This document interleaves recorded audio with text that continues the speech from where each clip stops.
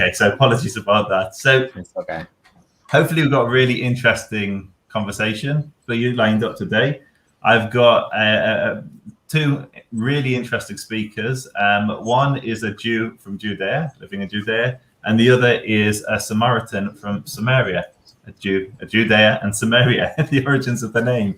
And they live very different lives. For those that don't know, and I'll try and talk very little about it because we've got an actual Samaritan in the room. The Samaritans are an ancient Israelite community who've lived in the land now for thousands of years. And they branched off. They've got slightly different traditions to, let's say, Orthodox Jews. And hopefully we'll explore some of those differences. And so I met Aboud. I thought he had some really interesting things to say and would give us some really interesting insights into that community. Mordecai is an old friend of mine. He's an ordained rabbi. He lives in the land and practices, I guess, more normative, more traditional Jewish practices. I don't even know, Aboud, if Samaritans consider themselves Jews or Israelites or the language. So hopefully I'm not saying anything that causes offense in my descriptions. My understanding is Samaritans don't describe themselves as Jews, but Israelites or children of Israel, which we have in common. Jews also describe ourselves as that. It's a common question I get. So sorry, what was that? It's a common question I get. Are you guys Jewish? So, and hopefully we're going to explore some of those things. And then, so we'll look at the religions, but we'll also look at the politics. What's it like for Aboud living in Samaria under the Palestinian Authority, but also under Israel? As you understand it, you have dual nationality, Palestinian and Israeli. I think the only community in the world that holds that dual. A lot of us have three, actually, also Jordanian. So citizenship, Jordanian citizenship. So. I think it's compulsory. If you live in that region, you carry multiple passports. Yeah. So what I'll do, I'll allow you both to just quickly introduce yourself and maybe talk about a little bit about Judaism and a little bit about Samaritanism, and then we'll just let the conversation flow. Awesome. So, Aboud, do you want to go first? Sure. So my name is Aboud, or in Hebrew it's Ovadia. And in the ID, it's Abdallah, also Abdallah Cohen. So you can, whenever I give my passport or my ID to any kind of security or something, they see this name and it sparks up the conversation of like, where are you from? And then that's my favorite part, talking about my background. Is actually became also as a hobby of mine and eventually as a work. I'm a tour guide on Mount Gerizim, and I also met you on our podcast, Open Peace podcast, that we started about 2 months ago. And I really got interested in teaching about the Samaritans, like after some incidences that happened with me, like really just meeting people who had no idea, and some soldiers who also, Israeli soldiers who had no idea. And I felt like, wow, we were just really not known around the world. And I got really passionate about the subject, about teaching people about us. So thank you so much for having me here. It's definitely an opportunity for me to do that as well. And even like, it's also a really interesting, like you said, it's like a Samaritan from Samaria and Judean from Judea reuniting. It's a beautiful way to put it. So thank you for having me. It's our pleasure. Mordecai, do you want to give us a little bit? Thank you. Do you hear me? Do you guys hear me? Yes. All right. I'm Mordechai Shimini. It's thanks for having me again, Joseph. I think it's the first time I'm on your show. I've been watching a lot of documentaries about Samaritans over the years. It's something I've always found interesting. I actually remember seeing you, Aboud, growing up. Actually, when you were little, you were in some of the earlier ones, and now you're starring in some of them. I have a million questions. Yeah. I hope I'm not going to be too forward with them, so I apologize if there's any. I hope not to be offensive in any way. My background, yes, I was ordained by Israel's chief rabbinate. I teach Torah not for a living, but as a passion to my students. And that's about it. That's all I have to say about myself. I work during the day, and at night I teach and study, and sometimes I get to meet interesting people like today. So, I mean, I guess the best way, we'll just have an open conversation. You'll tell us a little bit about your traditions, your customs, your history. I'm just going to be, we're going to be interviewing you in as a friendly way as possible. All right?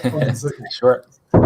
Maybe we could even touch on some of the, in the past, our two communities have had some dark periods. We haven't always gotten along, but now all that is past, all that is behind us. So we can speak about that in a more open way as well, and hopefully the audience will find this interesting. Absolutely. Yeah? That sounds fantastic. Okay, so the first thing I would say is, the first question that Joseph actually started with, do you guys consider yourself Jews, Israelites, somewhere in between? How do you self-identify? And in telling us that, you can tell us maybe a little bit about the history of your people. Sure. When I get asked this question, I always like to also know what like the asker means by Jewish, because if you go back to what's the origin of the word Jewish, it comes from really the word Judah, right? The tribe of Judah, one of the sons of Israel. And if by that you mean, are we from the tribe of Judah? Then we don't consider ourselves from the tribe of Judah. We are from the tribe of Ephraim, Menashe, the sons of Joseph, and also we believe we are from Levi. Like I'm Kohen, so I'm from Levi. But if the asker means by are you Jewish, like are we Israelites or are the Torah, then in that case, yes, we are Jewish. We do believe in the Torah. We believe in the Chumash, the 5 books. Although there are some differences which we'll talk more in like going forward in the conversation, but it's a tricky question, honestly, and it really kind of, I don't think I am Jewish, but at the same time, the way that many people have the concept of Jewish in their mind, I am Jewish in that sense, which is being a believer in the 5 books of Moses, believer in the Torah, and I mean in the Holy Land and all those laws.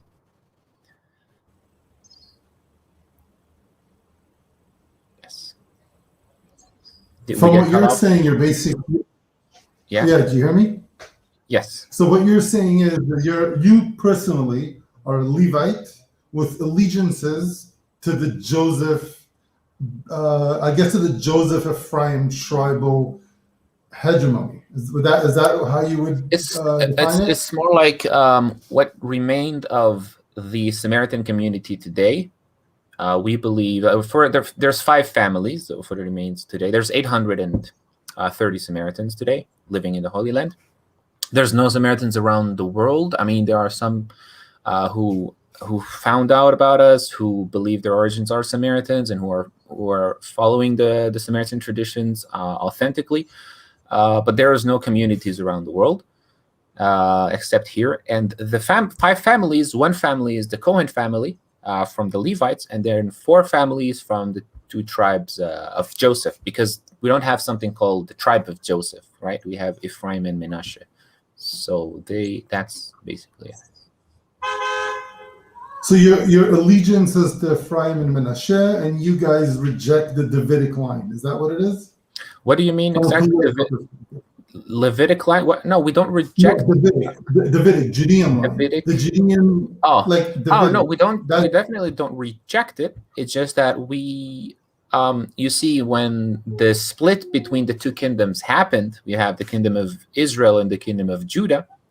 And we believe that the majority of the tribe of Judah just went to Judah. I believe that's why it was called Judah in the first place, because the tribe of Judah went to the south.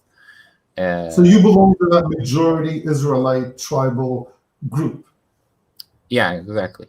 I mean, there was. I think we just update those who are watching, the viewers. Not everyone is, unfortunately, as well versed in Tanakh as Joseph here is. So maybe we should just do a short recap that after King David's reign and King Solomon reigned, and King Solomon raised taxes, and in the days of King Solomon's son, the tribes, this is in the Tanakh, there's no conflict between Abud and myself on this. In the days of King Solomon's son, Rehoboam, the kingdom split into 2 groups. 10 tribes broke off, the northern kingdom, and then there was the southern kingdom. And the Samaritans consider themselves descendants of the northern kingdom. Yes. Yeah. which was known as the Kingdom of Israel or the Kingdom of Samaria, Shomron. So what would be the status of Jerusalem, the Temple Mount, King Solomon's temple? How do you guys see the status of that land, that area? Yes, that's really the main difference between Judaism and Samaritanism, which was the place that God chosen for the temple to be built. Where should the temple be built, or where the stories of the Torah happened, like where Abraham sacrificed his son Isaac, which is the Mount Moriah. It's known as Mount Moriah, or where Jacob woke up from his dream and he said, must be the gates of heaven and the house of God. As Samaritans, we believe it was here on Mount Gerizim, near Shechem, near Nablus, and in Judaism it is believed in Jerusalem. So it's definitely, Jerusalem is a holy city for us, of course, but in Samaritanism it is believed that these stories and the temple, although we don't really believe there was a temple on Mount Gerizim, it was like more of a tabernacle. We believe it was on Mount Gerizim. So that's really the main difference. Other than that, I think people should understand that we have much more in common than so many people think, like Samaritans and Jews. That's the main difference. Of course, there is oral Torah differences in the way we practice some festivals. There's differences. But yeah, hope that answers your question. It answers that, but it opens up many more. So the other question I would say that, okay, so to you guys, Har Gerizim, and there is evidence, biblical evidence, that Har Gerizim is somewhat sacred. I'm not denying that. But do you guys, I mean, I know that historically you used to have a temple in Har Gerizim, and that was destroyed, partially our fault, we're sorry. But we know that was destroyed. But do you, and I also know that you guys have Korban Pesach. You keep do the Passover sacrifice in Har Gerizim as opposed to Jerusalem. Now, something that I've always wondered and I never had an answer to, and I'm sure some of the viewers asked, what about, let's say, Yom Kippur? And we have a whole Seder Avodah, biblically, like all these sacrifices that are meant to be brought on Yom Kippur. You guys show up in school like us and pray, right? But if Har Gerizim is where it's at, why aren't you bringing sacrifices and incense in Har Gerizim? Right. So it's if you go to the Passover, you might ask, like, well, that's the only sacrifice that we make now. The Passover sacrifice is the only one that is actually. So there's different reasons for this. I think one reason is because there is a sentence in the commandment which tells us to do the Passover. There's a sentence that says, "Kol kahal bnei Israel yasu et zeh." All the assembly of bnei Israel shall do it, which means not only the Levites. And if you know, I mean, I'm sure you know that only the Levites were allowed to serve in the temple. That's just one. That's one reason. Another reason is known to be that. You have Levites. Why aren't you bringing? You have Levites. Why aren't you doing the other sacrifices? Well, that's like it's more like we're waiting for the Messiah to kind of build it again. That's really the thing. Wait, did you guys have a messianic? You guys have a messianic. Well, we don't call him a Messiah.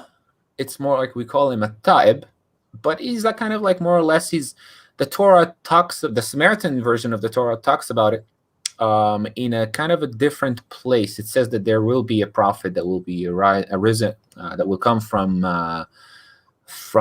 like Moses. God tells Moses that I will bring them a prophet like you, but the location where this is found is different than the location where you can find this in the Masoretic text. I'm not sure where exactly, but in the Samaritan Pentateuch, it is found directly after the Ten Commandments were given. So going back to Yom Kippur, we don't have Passovers on Yom Kippur. Like you said, we only have prayers, just because only the Passover is where, for example, Mount Sinai, the commandment came before Mount Sinai. Is what I'm trying to say. The commandment came before the temple instructions were given in the Torah. The Passover instructions were given before the temples. That's one reason, perhaps. So yeah, if that makes it clear. I wasn't going to ask many questions, but I have one quick question.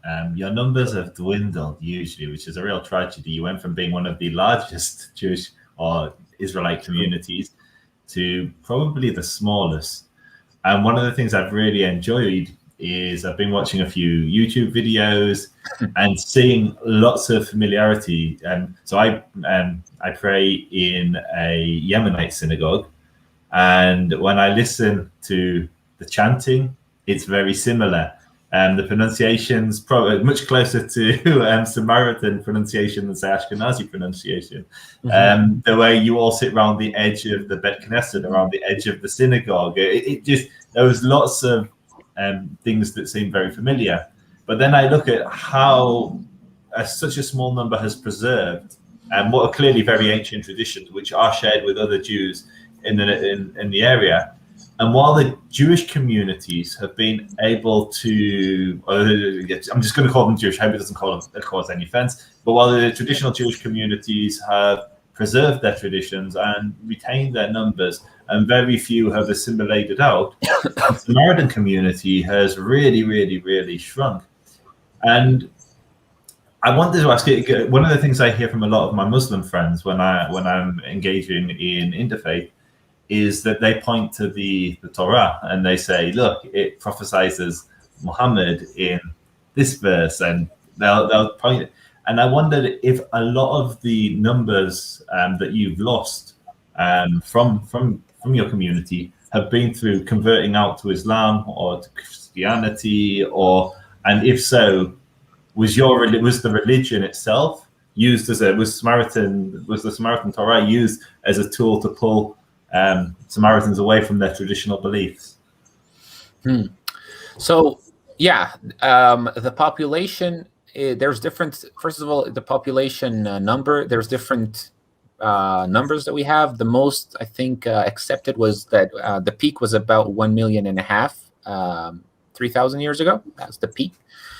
And the population started to decrease because of different reasons. One of them is definitely like the ones you mentioned, which was the conversions. People converted to Islam, people converted to Christianity, either by forced conversion or not. Some didn't have money to pay what's known as the jizya, right, for the Islamic State. If you're not a Muslim, you need to pay a jizya, so they might have converted because of that. But like really one of the most important reasons for why the Samaritan population also dwindled is because of the many massacres that happened against the Samaritans, especially the Byzantines. The Samaritans, like the big Bar Kokhba. We have our own Bar Kokhba in a way, which was against the Byzantines.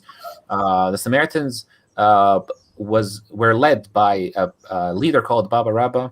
And he kind of led this big revolution against the Byzantine Empire. 3 big revolutions. First one, I believe, worked out well for the Samaritans, but then the Byzantines just had enough. They just went full force against the Samaritans, killing over what I believe was like something like one third of the population. Over 350,000, something like that, got killed. That's one reason. And then we didn't have a big exile like the Roman exile. We had an Assyrian exile, I believe, of about like 30,000. But we stayed here. We always remained here. And perhaps this is one of the main reasons why we also kind of decreased the number, because staying here in the Holy Land and having to face all those nations that came here also kind of impacted our population negatively. So 100 years ago, the lowest population of the Samaritans was about 100 years ago. About 140 souls left, really, in Nablus. And it was a really, really hard time for them. Like many researchers, even and scholars started to, believe the community is about to get extinct. Samaritans sold their books also just to survive, like a lot of ancient manuscripts. That's why you can find thousands of manuscripts around the world. Library of Paris and Leningrad in Russia and even in America. And today we're 850. We kind of slowly made our way up there, but we're facing some challenges still. So, but you did mention like using. You said, Joseph. You said the Torah, using the Torah. You said, what did you? You're muted, by the way. Yeah, one of the most common. So if you look throughout the history of Jews within Muslim land, there have been Jews who've converted away from the faith from the very inception of Islam. And Muslims will often point to the Torah because they believe that within the Torah there's a prophecy that the Torah prophesies the coming of Muhammad. And so they will turn to different verses and use that.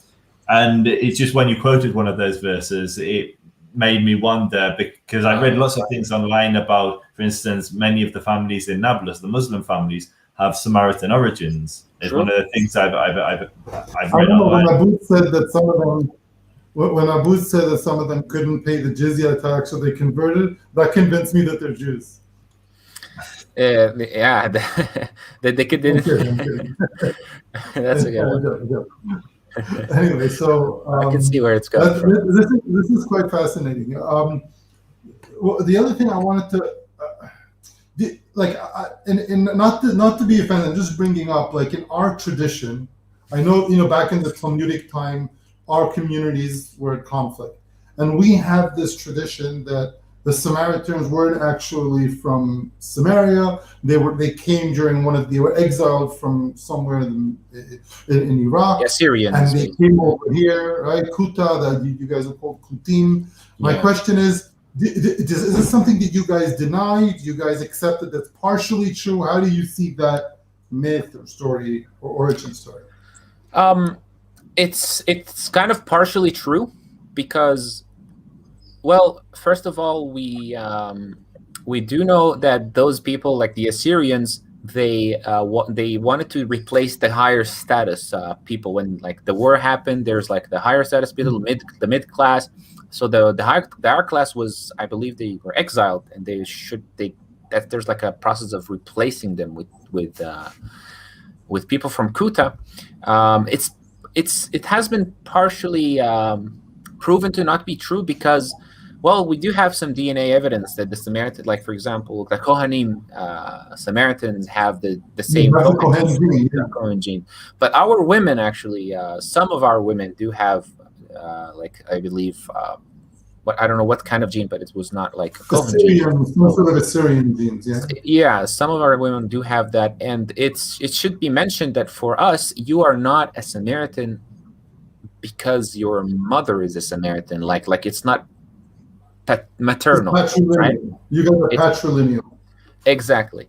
That's one thing. And another thing is that when the people say that there was we came from Kuta, now the story might be true, but 27,000 is the number that was mentioned, that were the people that were exiled. But people should know that 27,000 out of the huge population that existed that time, there's huge evidence, a lot of evidence that there's much bigger population of 27,000 at that time, meaning that not all the Samaritans were exiled, but like just 27,000 is a small. Only the elite. Yeah, I understand. Yeah.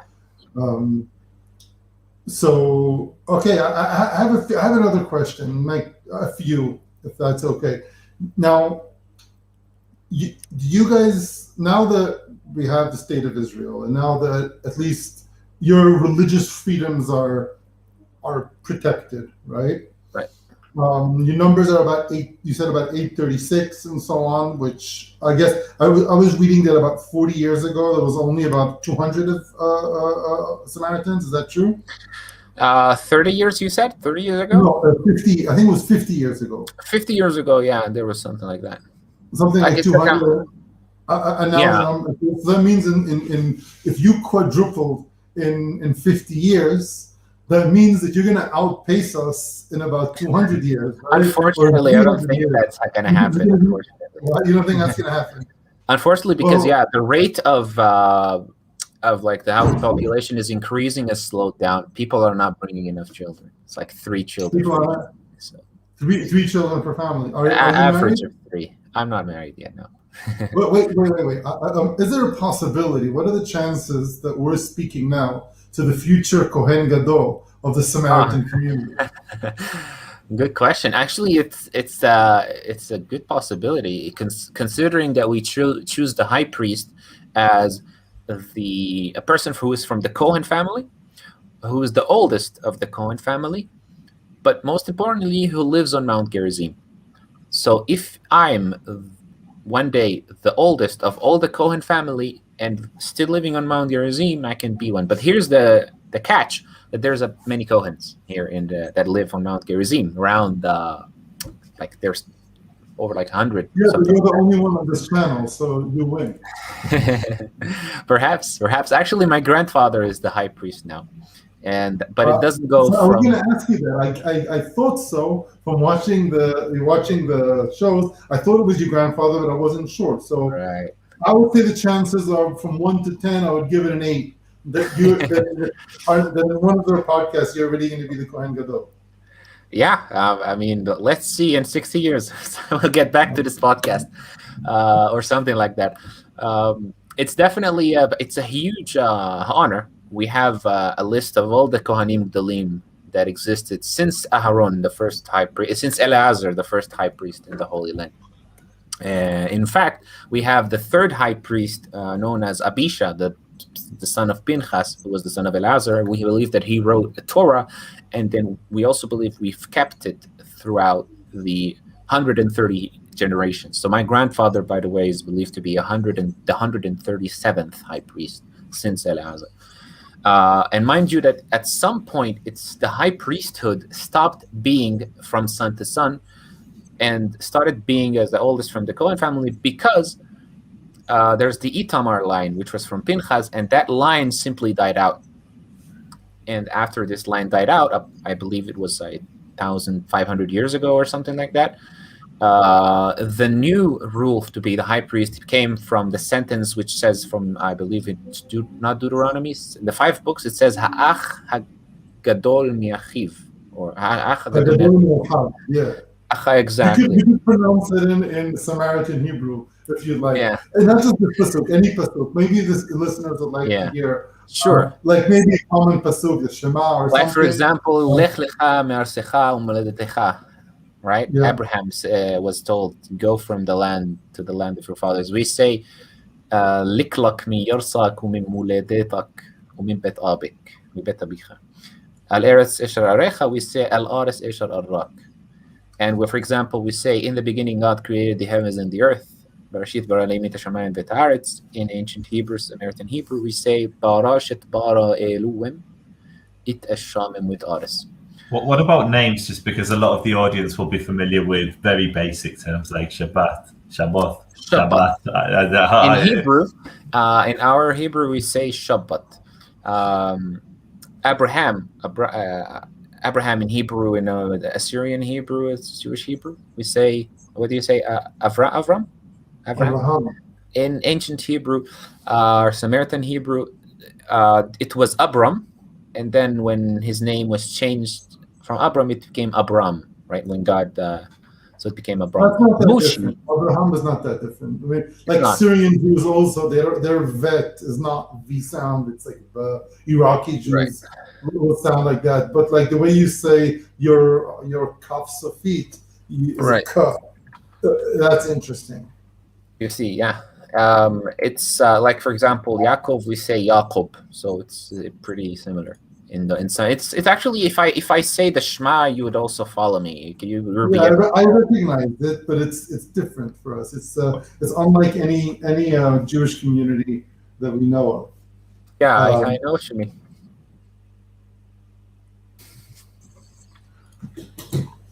I think it's going to be also maybe interesting for the viewers just to see quickly the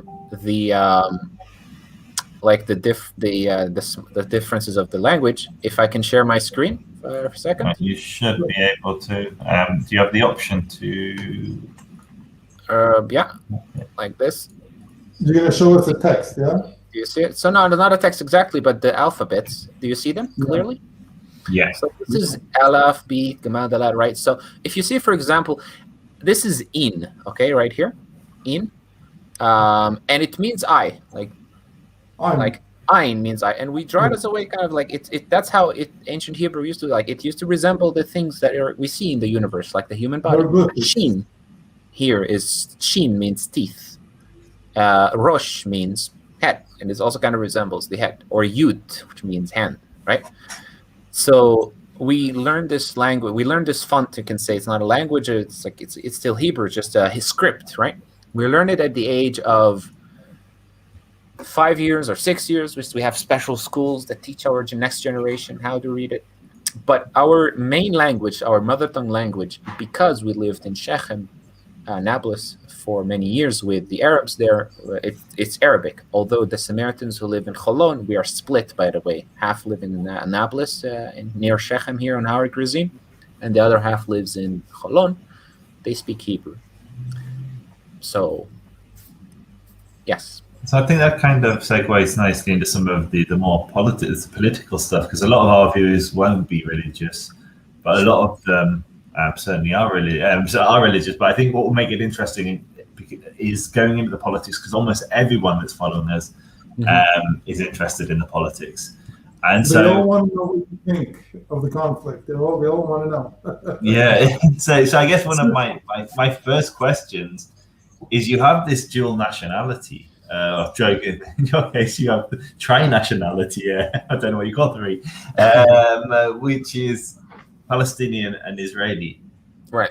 What does Samaritans see themselves primarily as? Does it split between the two communities, between the Israeli community and the Palestinian community? How do Samaritans see themselves? So we say, do you see yourself as Jewish? Now, do you see yourself as Israeli? Do you see yourself as Palestinian? Yeah, I do definitely get asked this question a lot. Working as a tour guide, I get it like every tour. So you need to understand it like this. We did live with the Palestinians in Nablus for hundreds of years, and we got eventually the Palestinian ID from there. And we also picked up Arabic, and we picked up some of their culture, like the food, and maybe even our weddings. Were affected, like the songs and some small things we did pick up from the Palestinians. Now, I mean, of course, ethnically, we are not Palestinian in a sense. But when someone asks me, are you Palestinian? Technically, I do have the Palestinian ID, but let's say that we did not come with the Palestinians from the land, into the land. And there's also a lot of arguments that the Palestinians, many of the majority, like not majority, but many Palestinians are actually originally Samaritan or Jewish, right? So this question always kind of like goes back like both ways, because we are also involved with the Israelites, with the Jewish people. They're like our cousins, technically. So we're also Israelis, and we have the Israeli ID, and we have all those benefits and rights that we have. So it's kind of it goes like this. Between us, like we really do feel like we're Samaritans. First of all, like that's like you're reminded every day of what you grow up in. You're definitely a Samaritan. But because, as like for example, like me, I live in Har Gerizim, and I studied in Nablus for 12 years. I have many Palestinian friends, so it's kind of almost undeniable. We are almost like an important part of the Palestinians, and that's like just because we also lived with them, among them a lot. And also a huge part of our lives goes with Israel. And, before Israel came, our economic situation was horrible also. So when Israel came, it was kind of like heaven for us, because now we can kind of like easily access Mount Gerizim. Before that was kind of much harder. We can even visit the Samaritan community in Cholon much easier. And, obviously there was many benefits that came with that. But we have some challenges, like, for example, when we go to Shechem, some people, they think we are like, we are from Bnei Israel, like Israelites. So they assume we are Israeli Zionists, whatever you want to call it. And the conflict that's happening, and it's not the best thing to be called a Zionist in Shechem, you know what I mean? And vice versa, when we go to Israel and maybe someone sees me talking Arabic, with a friend in a kind of in an Orthodox society, for example, I might not feel comfortable, with that. So we kind of go both ways. We're really right in the middle. And I would like to kind of like, whenever someone tells me, what are you exactly? I think we're like, we're really right in the middle in that sense. We're really right in the middle. We are definitely Israelis, but yeah, you said something really interesting there, which was access that you had to different sites. What was limiting you before that has been removed now, so that you can visit your holy places and you can visit your communities? Right. Yeah. So, well, there's the Ottomanite period. It was not always accessible for us to do the Passover. The Ottomanites were in some periods good with us, some periods not, depending on who ruled. And we had to even serve in their army. So it was kind of really hard for us. We had some people who died in World War One, serving in the Ottomanite army, I believe. And just being able to also buy the land, or King Hussein, by the way, helped us buy some lands on Har Gerizim here, which was really a good start for us to move from Nablus to Har Gerizim. We used to live in Shechem, in the city of Shechem, and then when the community started to grow, we moved to Har Gerizim slowly. But when Israel came, I believe like just having the Israeli ID economically, it brought us up much better, and being able to kind of yeah, and like economic and religious freedom. That's what you're saying. Yeah, you can say that also. You can, also like the English rule.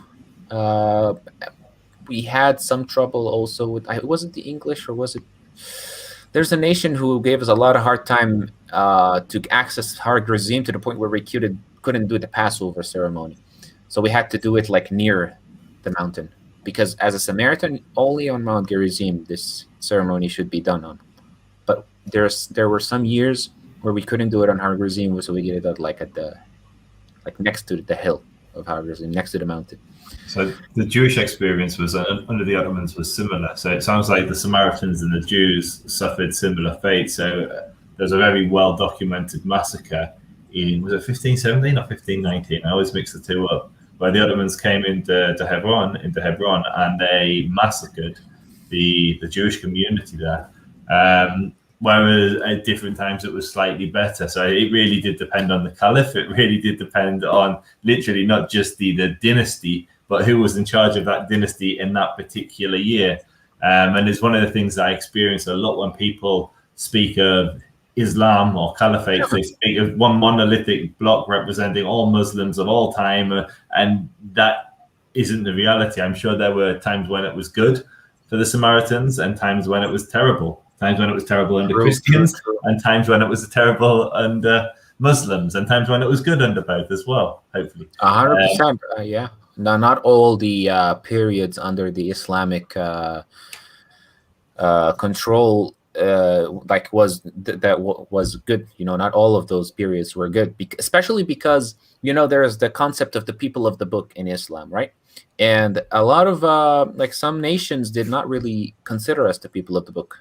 I think it was the Abbasim, the Islamic part of the Abbasim. They were not so good. Like they didn't treat us so well, considered us not the people of the book until I think it was.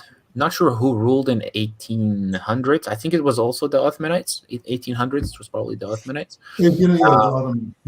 Yeah, and there was also misconception of who we are. So we really needed to tell people like we are not pagans, and being a pagan in a holy land is like not the best thing. So there was a letter given by a rabbi. You can search up his name to learn more about the story. It's Chaim Gagin, Rabbi Chaim Gagin. Gagin, oh yeah, he was the chief rabbi of Israel, the Sephardic community in Israel at the time. Yeah, exactly. And he wrote a letter that you can actually read about, just mentioning that the Samaritans are from Bnei Israel. It was a huge letter for us because people started to know. Oh, okay, so they're like the Jewish people, so it gave us a room to breathe. The one who also talked about it is Yitzhak Ben Zvi, the president Was he Yeah, the he president? loved the Samaritans. Yeah, He loved the Samaritans, and he mentioned that in his book about the Samaritans. I even helped make a documentary in search for that specific letter, but with no success yet, if it exists anymore. So it would be cool if we can find it. What's your general day-to-day experience like living in? Are you in area A, B, or C of the West Bank, Judea, and Samaria? B. It's a whole different category. It's actually I believe it's all of them, really. It sounds nuts. Right? It's both. It's basically a mixture between C and A, right? It's a mixture between C and A, definitely. Like, for example, we have a lot of Palestinians who come to buy alcohol. For example, we have some Palestinians who live near us on the mountain. There's also Israelis who come as tourists. So when you come here to the mountain, you might be surprised, and as Israeli, to see Palestinian license plate cars. You might think you'd access the Palestinian territory by accident, or vice versa. You might come as a Palestinian and you might see, like, for example, Israelis or Jewish settlers going there, and you see like, oh, what they think, where am I, if they don't know about this place. So actually, yeah, there's A and there's C in this area. And because it is so close, I believe there is no checkpoint. It doesn't make sense to make a checkpoint if they're so close to each other. And I think B also is found on the mountain, which is on the archaeological site. I think that's B, if I'm not mistaken. You asked about my everyday life. I think it's a good question because, I mean, a lot of it is really just the same as anyone here, although you are reminded often that you're a Samaritan because of different things. One of them, for example, can be a good example. Can be food, for example. Even though we have kosher, but our kosher specifically is different when it comes to meat. When we have meat, you can only eat from meat that was prepared by a Samaritan butcher, because the way that we sacrifice the meat, although it's similar to Judaism, but there's different verses and there's the direction of the sacrifice should be on Mount Gerizim. That's one thing. You are also reminded, as perhaps if you like fell in love with a woman from either sides, you're reminded like, oh, but I'm a Samaritan, and when we can marry from outside the community, but she has to convert, really. So that's really the rules in the community. What's conversion like? Sorry to interrupt you. What's conversion to Samaritanism like?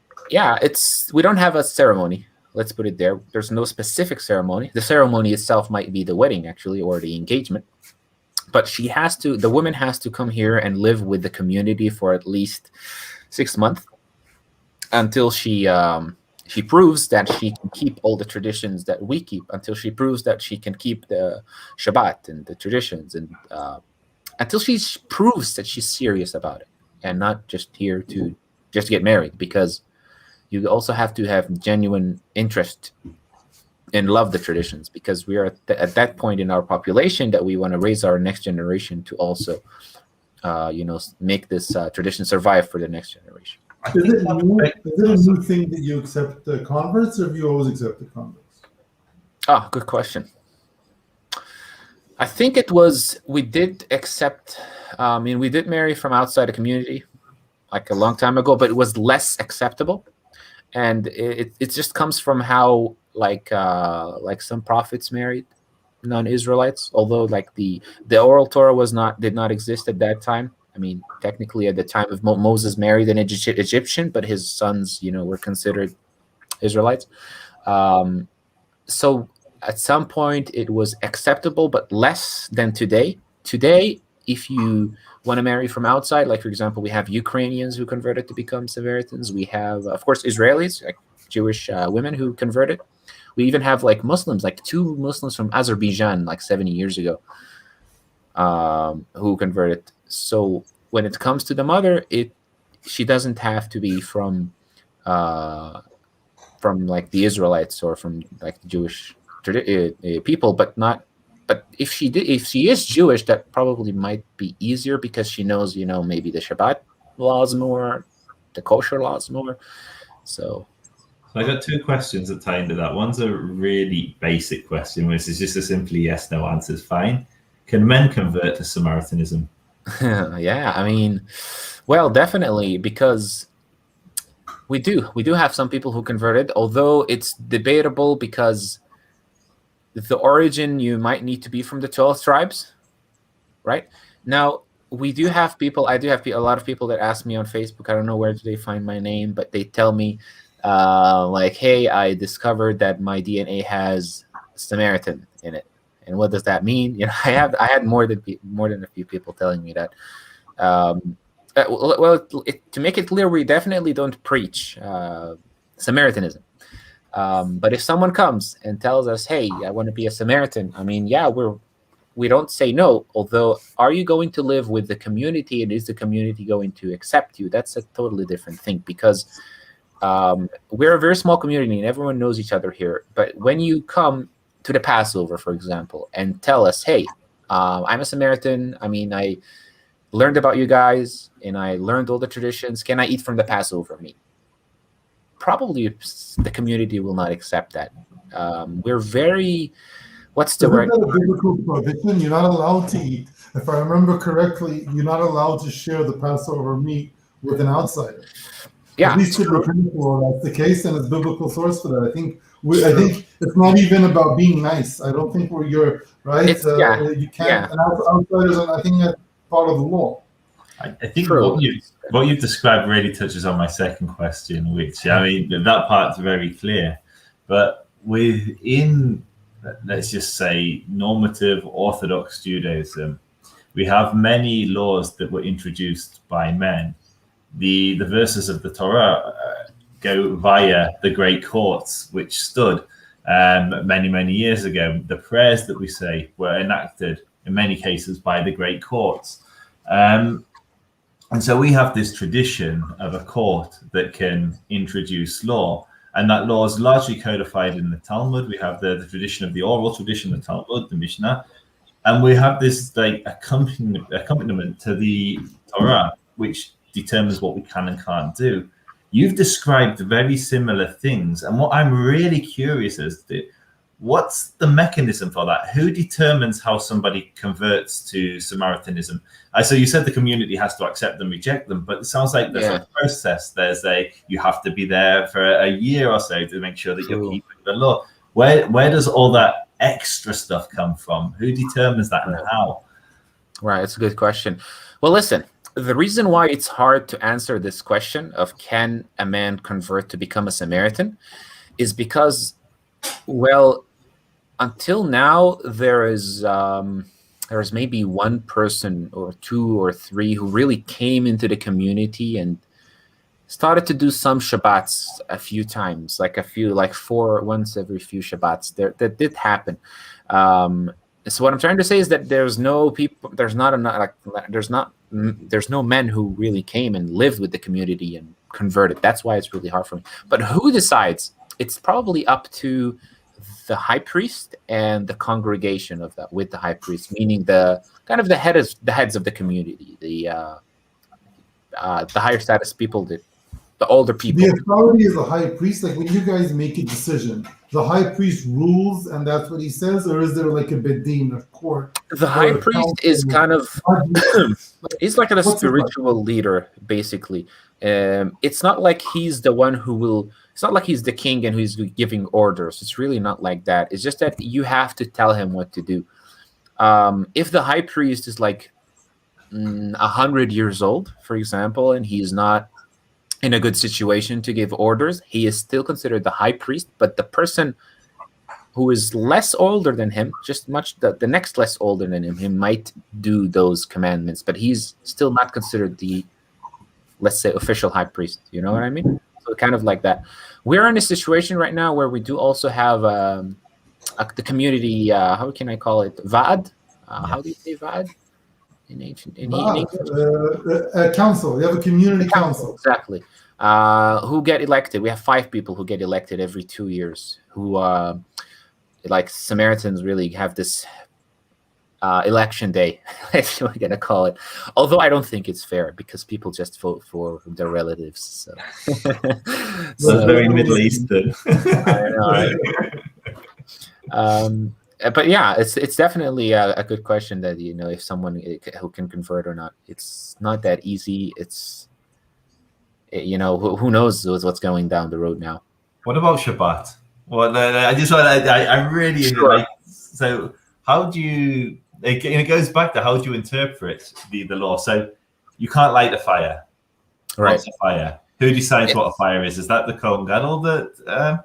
Oh, it's a really, really good question that I keep asking myself, especially when I have Google Assistant and it helps me a lot. You know what I mean?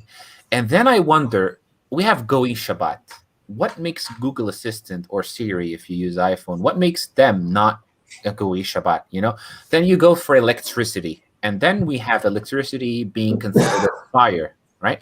So even a small watch that has electricity, some people don't put on because it's a form of fire. And it's normally, like I told you, it's down to the high priest and the congregation. But I'll tell you this. In Holon now, in Tel Aviv, in summer, it's really hot. It's like super humid, really hot, but there are 7 hours of prayer on Shabbat, okay? 1 hour at the beginning, 3 hours from 3 a.m. to 6 a.m. in the morning, and 2 hours at the midday. There we have a Parashat Shavua also in the morning, and then a half an hour exit of prayer. So a lot of prayers, but the midday prayer can be super hot in Holon, in Tel Aviv. So what happened is we have a community there. Half of the community, I believe, just want to pray peacefully, want to pray in a relaxed state, and that's completely makes sense. So they started using the air conditioning. It came with a decision of the high priest in the congregation, although some of the community just didn't believe that we should, so they stayed not using. So what we have now, we have two synagogues, one that uses air conditioning and one that doesn't. I'm sorry, this is literally just the Jewish experience. I know, right? So you have the reformers, the Haredim, and they break away with the breakaway minion. I just want to point out that it's remarkable. I want to point out one thing. Since the time of the Talmud, there were periods where there was a lot of tension between our communities, and Chachamim and the Talmud would say terrible things about you guys. But even at the lowest point, they always said that the Kutim, the Samaritans, they're medabdikim b'mitzvot. What they believe in, they're going to go all the way with. And they're very stubborn about following the law. And even when it was bad, they had this grudging respect for how tenacious you guys were keeping the law. And here we are, thousands of years later, and you guys have outlasted everyone. I mean, what does Samaritan mean? God, it's derived from the ancient Hebrew word, like Samari means Shameri, Shomer, which means keepers. So that's like a kind of like we need to live up to our names. Like everyone is a Samaritan in some way. We're like all the people are Shomerim, like which means like keepers. We are all keepers of Hashem's law. Let's put it at there. And it's also connected to Shomron. Some people say it's because we lived in Shomron. It's a debatable thing. But we do have the thing that's called Sh'al avicha v'yagid lecha. Ask your father and they will tell you. Which means that's how we kind of bring the next generation. They ask their fathers and so on and so on. And also ask the Levites also, because there's a verse that says, Kol asher yamru lecha leviim, I think something like that. Everything that the Levites shall tell you from that place, which means the place of, like for us, it's Har Gerizim. So also the Levites have a saying in like as a government. And the concept of a government in the Torah, it's obviously kind of like it's almost like the Levites were the government, let's say, at that time. So yeah. We are similar so much than many people people think. Our food on Shabbat is also wonderful. We have my favorite dishes are on Shabbat. We have avocado with tahini. That's something I would never I could eat all day. Can you recommend any good tahina brands? Oh yeah, we have a tahini brand. Actually, it's called Tahina Har Bracha. It's means the tahini of the mountain of blessings. We have it here in Har Gerizim. it's definitely a really famous one, actually much more famous than the Samaritans themselves. Oh, Ish is gone. To hear the talk was too much. And I say it's really, really interesting listening to you describe basically the experience that Jews have experienced around the world.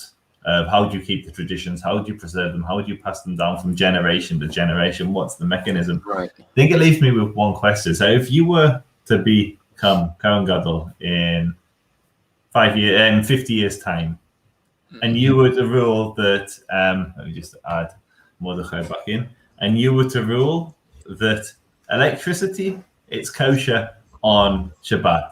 For it to be fire, you need combustion. For combustion, you need ash. And there's no ash, there's no fire with electricity. Right. Could you, as the Kohen Gadol, overrule all the previous Kohanim that came before you, that since the ruling that electricity is fire, and enable electricity for the masses? Yeah, so I think I could. I definitely could. But can I do that without causing trouble in the community and without causing, some differences? Like, I definitely could. People would hear me out. People would, I would present it in a way that, in a logical way where people can see that it's just people. You would make people look forward to the midday prayer if there's air conditioning. You know what I mean? Otherwise, like on the other hand, if there was not air conditioning, you might kind of like almost regret it at some point. You don't want to pray while you're suffering from the heat. But if I do become the high priest, I think I would still not allow phones and even light. And that goes like personally for me. I love the darkness of Shabbat. I really love it. It just relaxes my eyes. And I also love not being on social media for a whole day, not having notifications on you. I definitely love that. I think that not ironically, it's definitely kind of miraculous also that Shabbat makes us not use phones because, it's today technology can be also pretty stressful. I mean, that's Are you allowed electric lights on Shabbat? We have one or two lit at every home, like just one, like for example, maybe one in the bathroom and one in like the, what's it called? The hall, maybe the hall. Yeah. And that's it, really. And of course, it's just have to be done before Knesset, before the Shabbat starts, and then they're all on. But if we, for example, forgot, or if we want to open the fridge, for example, the fridge should be off. And if we want to turn the fridge off or on, and it's really important, we can bring a Goy Shabbat to do that for us. Oh, again, you guys have a Goy Shabbat. We do.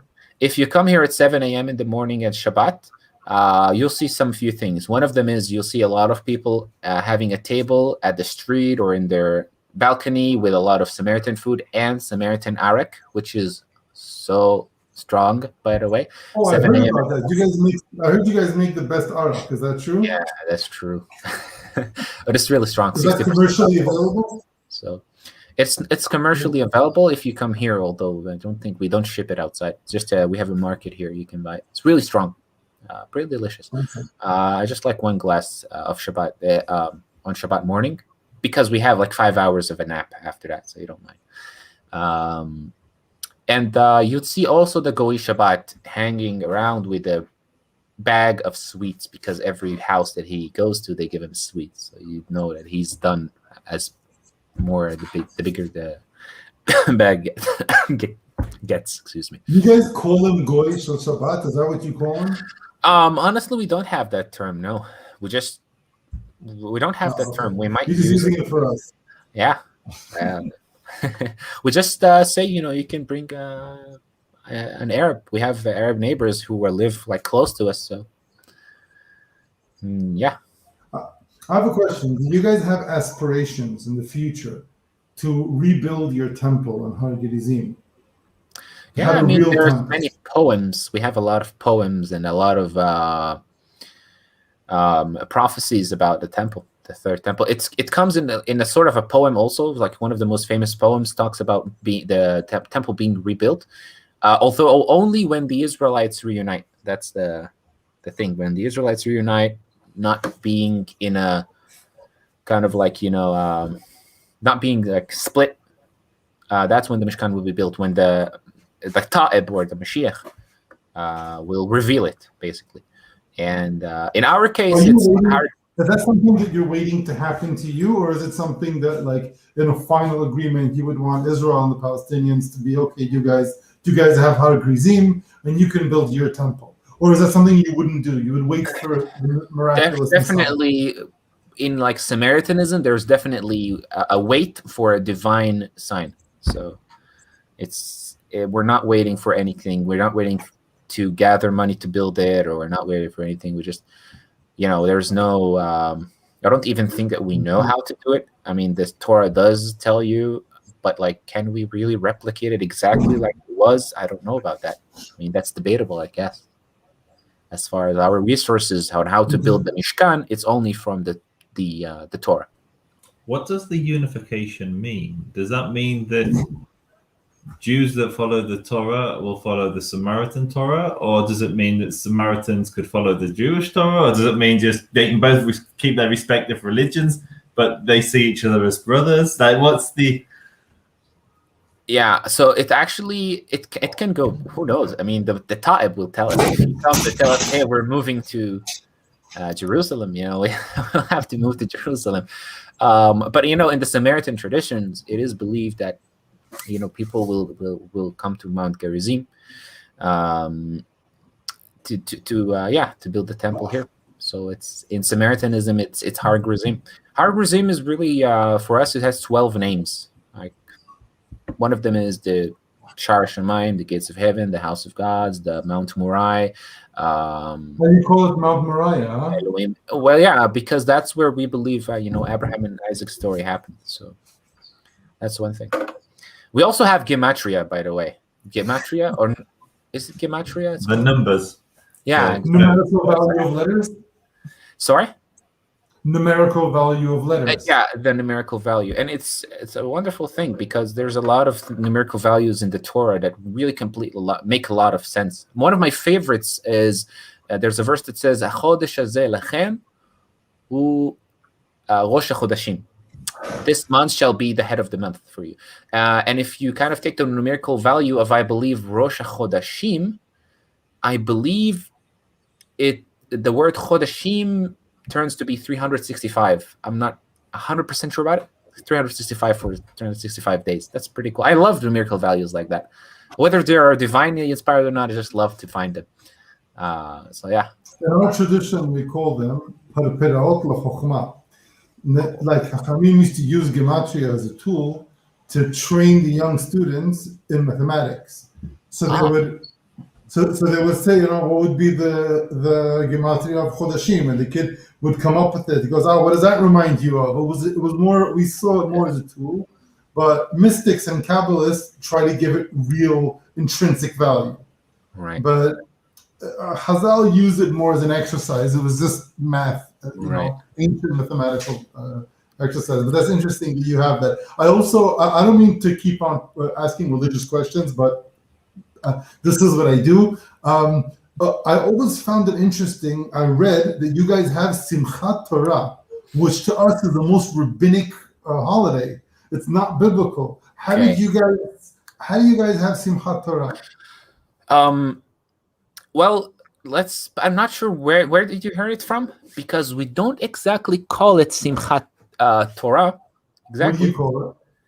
It comes as Yom Shmini Atzeret, right? It's the 8th day, but on that 8th, after Sukkot, 8 days, the 8th day, which is the last festival of the year, and that festival of the year, we after this 6-7 hour prayer finishes, we bring out the Torahs from the synagogues, like we have like 7 Torahs, old Torahs. We bring them out, and we start to kind of, sing and dance outside in the street. And that's Simchat Torah, really. But we don't exactly use the term Simchat Torah, you see? I see.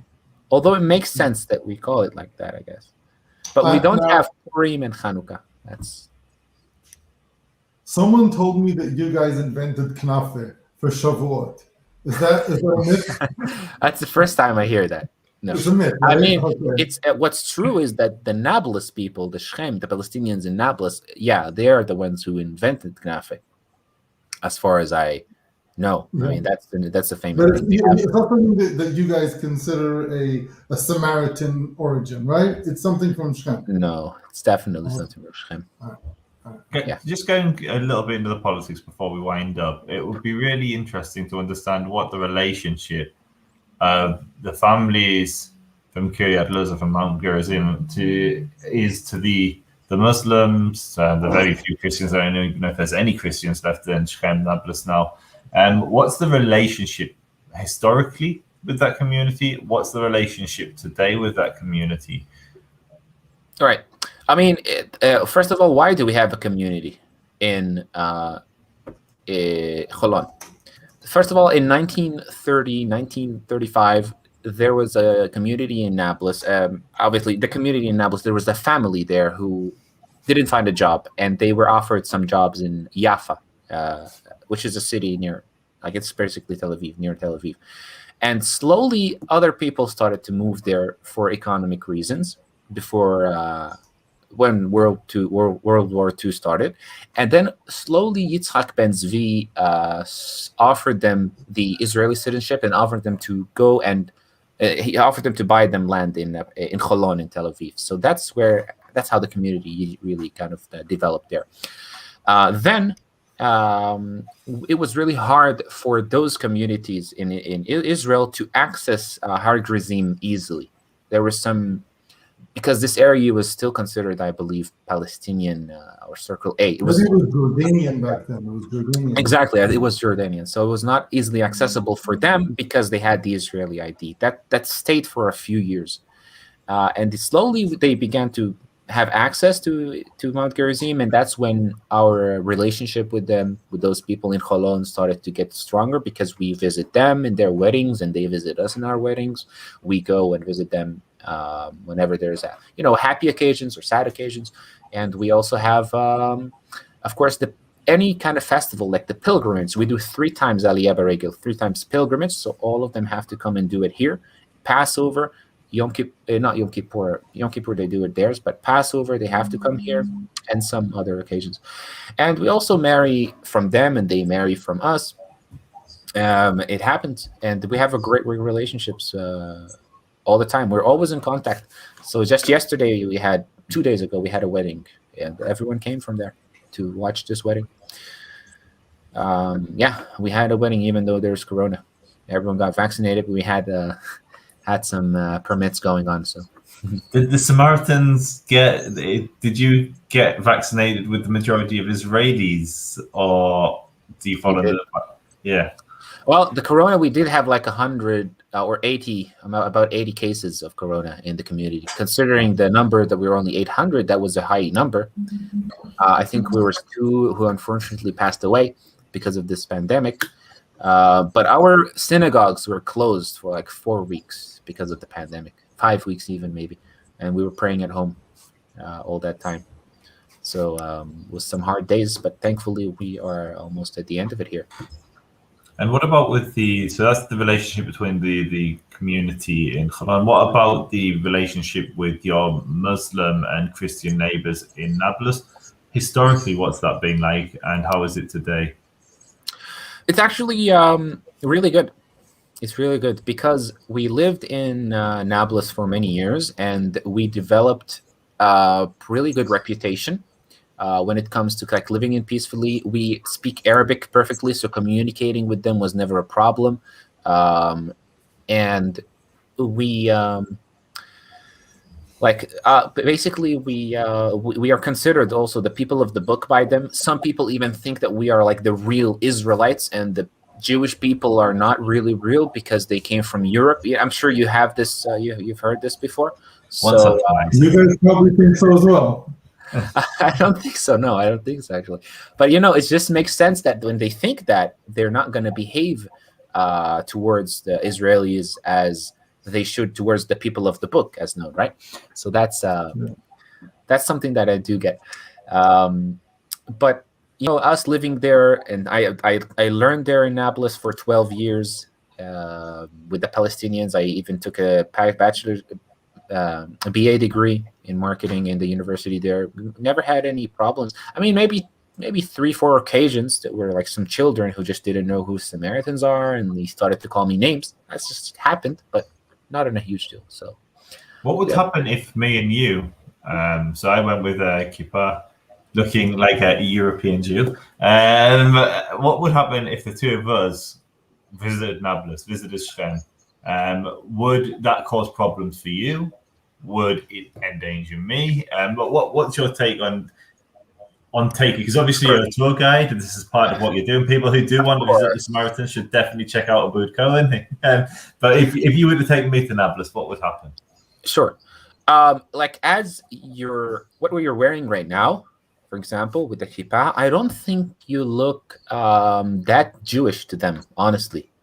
But if you had the, what do you call them? The ones with the long hair, right? Yeah. If you do have that probably will cause problem. I mean, they do not have, honestly, I really know Palestinians in Nablus. They really don't have problem against Jewish people. But when it comes to settlers, for example, and usually a lot of settlers do have that, the one that I told you about. That's just one. I don't know why am I pointing to it, but that's one, I think, distinct thing that you can find in a Jewish person sometimes. That might cause problem. You'd probably get people following you in Nablus, unfortunately. But there's a lot of open-minded people that would go against that violence or anything like that might happen. So a lot of open-minded people in Nablus that, unfortunately, I just wish more Israelis knew how many Palestinians are so open-minded, But of course, the education in Nablus is somewhat bad towards Israel in general. And for example, they use the word occupation a lot, which of course, if you keep hearing the word occupation and growing up as a kid, you would have this thought of enemies, us against them mentality. As you grow up, that's always going to be with you. Denying the Holocaust in a university course called Palestinian Studies, that can also cause a student to, not really have empathy, I guess, towards the Jewish people. I mean, these are things that I went through that unfortunately I wish would change, because you don't have to they don't have to raise their kids in a way of hatred, really. You can present facts, but not hatred or something. You can present facts. Do the Samaritans see themselves as a bridge between the two communities, potentially peace ambassadors, people that can speak to both sides and create unity? Or do you just keep your head down and let these two they've got their own issues, we're not getting involved? What's the general philosophy of the Samaritans when it comes to Israeli-Palestinian relations? I mean, we definitely try to be what we always say is a bridge of peace between the two communities. And the way we do that is, you can say, for example, you can see in 2 or 3 weeks, we're going to have the Passover sacrifice ceremony. And if you come here, you'll see Israelis and Palestinian leaders together, Israelis and Palestinians coming to watch the ceremony peacefully. You can just see how we set an example of being able to live with both people. I mean, when I go in the street in Nablus, or I don't really say I'm a Samaritan, but generally people know about us that we're being able to live with both people really peacefully. So we kind of try to set as an example as good as we can.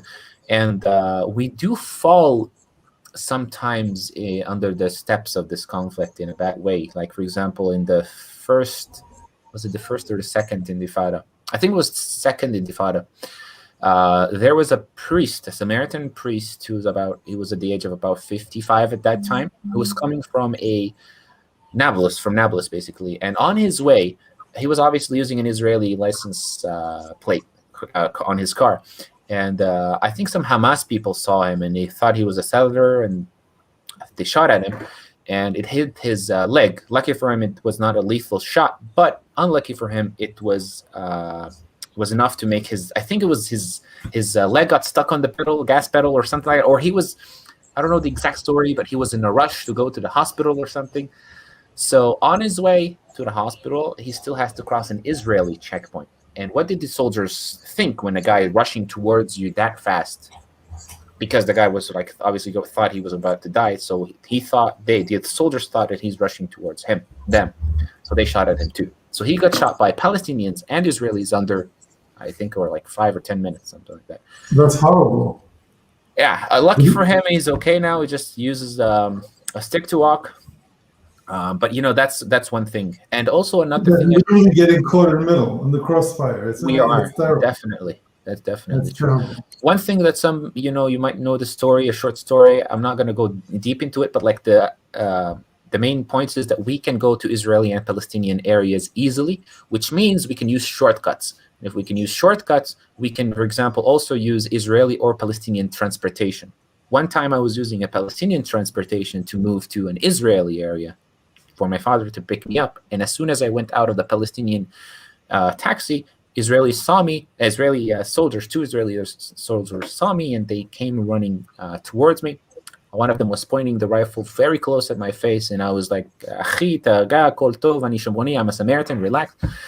He'd never heard about the Samaritan in his life, unfortunately, until he asked me, like, okay, just show me your ID. Unlucky for me, I didn't have my Israeli ID on me that time. I only had the Palestinian one.